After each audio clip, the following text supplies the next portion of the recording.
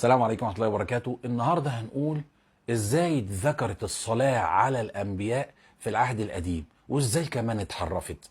يعني لما تسمع نبي تقول عليه السلام أو عليه الصلاة والسلام، دي مذكورة، مأمورين اليهود في كتبهم ان هم لما يسمعوا اسم النبي يصلوا عليه. أي نبي، سواء يوسف أو يعقوب أو المسيح المنتظر، أي نبي يقول لك عليه الصلاة والسلام. لكن حرفوها. ليه حرفوها؟ تعال نعرف ونقول.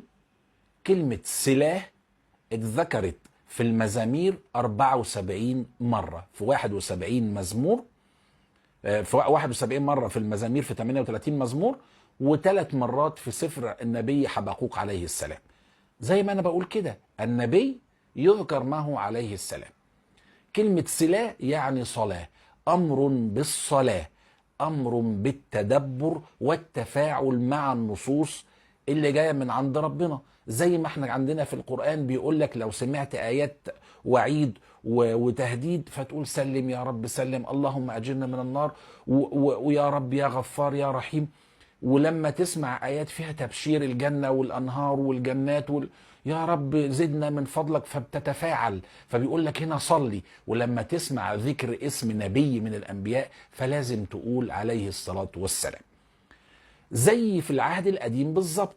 تعال نقول أمثلة من الأسفار أو من النصوص اللي اتذكرت في موقع الرسمي للدكتور غالي على الإنترنت.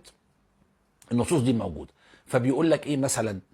لما تسمع تقول يا رب إله الجنود اسمع صلاتي، واصغى إله يعقوب، نقطة، ويقول لك سلاه، لا هي نقطة وصلي. يعني إيه؟ واسمع إله يعقوب عليه السلام، أو ببركة يعقوب عليه السلام. يجي يقول لك في نص تاني غفرت إثم شعبك، سترت كل خطيتهم، صلي يا غفار يا تواب، نحمدك على غفرانك، نتقرب لرحمتك. هي دي اسمها الأمر بالصلاة. طيب لو اتذكر اسم نبي زي لوط ويوسف ويعقوب، كل دول فتقف وتقول عليه الصلاة والسلام.